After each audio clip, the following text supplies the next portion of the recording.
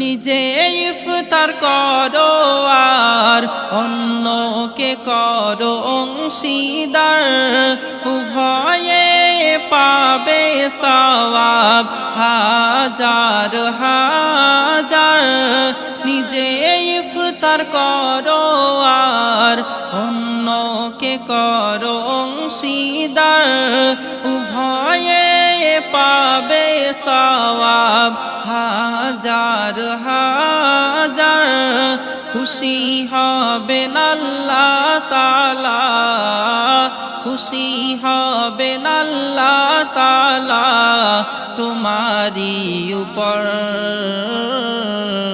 সারাদিন রোজার শেষে করো গো ইফতার। প্রভুর লাগি তোমরা যারা রেখেছো